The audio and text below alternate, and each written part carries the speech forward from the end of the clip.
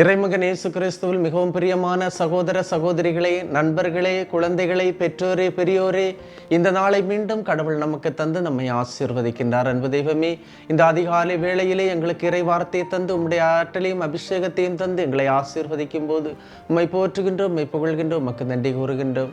இந்த நாளில் நாங்கள் செய்யவிருக்கின்ற ஒவ்வொரு வேலைகளையும் ஒவ்வொரு செயல்களையும் நீர் எங்களுக்கு உடனிருந்து தூயாவின் அருளால் அறிவுறுத்தி தாரும்.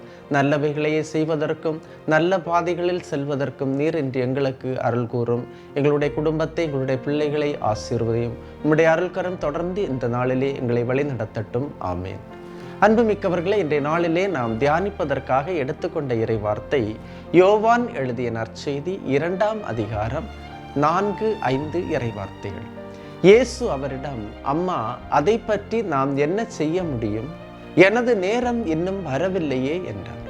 இயேசுவின் தாய் பணியாளரிடம், அவர் உங்களுக்கு சொல்வதெல்லாம் செய்யுங்கள் என்றார்.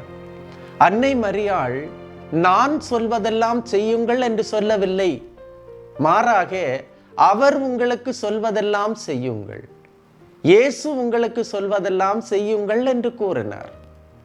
கானாவில் திருமண வீட்டில் எப்படி அற்புதம் நடந்தது? ஆண்டவர் இயேசுவின் வார்த்தைக்கு கீழ்ப்படிந்து தண்ணீர் கல் தொட்டிகளில் நிரப்பியதால் அற்புதம் நடந்தது. கீழ்ப்படிதல் பலியை விட மேலானது.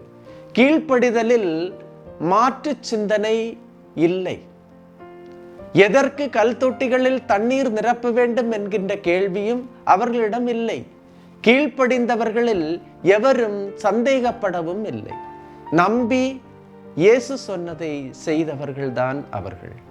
கல் தொட்டிகளில் தண்ணீரை விளிம்பு வரை நிரப்பினார்கள்.